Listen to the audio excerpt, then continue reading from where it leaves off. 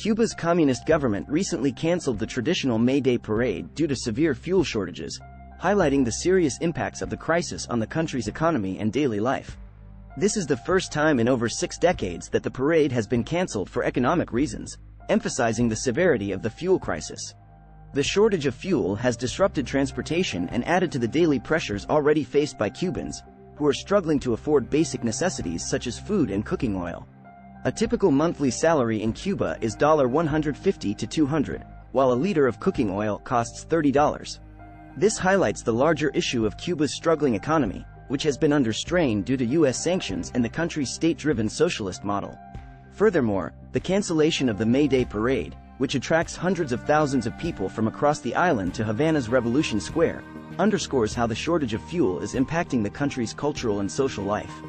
This event, which is a significant part of Cuba's socialist legacy, has only been canceled twice before, in 2020 and 2021 due to the COVID pandemic. The fuel crisis is also raising deeper questions about Cuba's geopolitical relations, particularly its reliance on Venezuela for fuel. Since 2000, Cuba and Venezuela have had a barter agreement where Cuba sends professionals, including doctors and teachers, to Venezuela in exchange for crude oil. However, this deal is now being strained. Deliveries of higher quality crude from Venezuela, Cuba's largest provider of fuel, have reduced by 50% in recent years due to Venezuela's own problems, years of hyperinflation, violence, food and medicine shortage, as well as social unrest. The war in Ukraine has also brought a new dynamic into play. Hungry for crude after sanctioning Russian oil and gas, Washington last November issued Chevron a license to export Venezuelan petroleum to the U.S. for the first time in years, diminishing how much oil Cuba will get. All of that while maximum pressure, sanctions, imposed by the Trump administration and mostly left in place by President Biden, are still in play, knocking billions of dollars a year off state foreign currency earnings, penalizing oil tankers that dock at the island and cutting credit lines. This has severely impacted Cuba's fuel supply, and it's uncertain how long this situation will persist. Economists warn that if the situation persists, food prices will rise and productivity will fall even lower. This year's sugar harvest is set to be the worst in over a century after diesel shortages have prevented cane getting to refineries.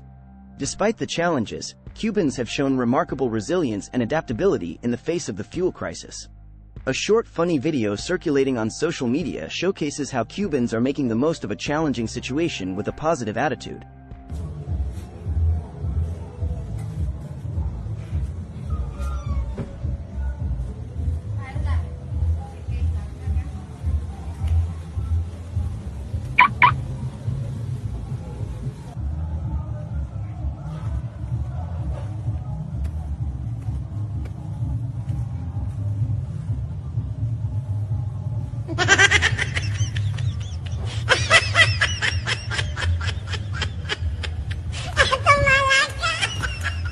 This resilience is a testament to the strength and spirit of this country and its people.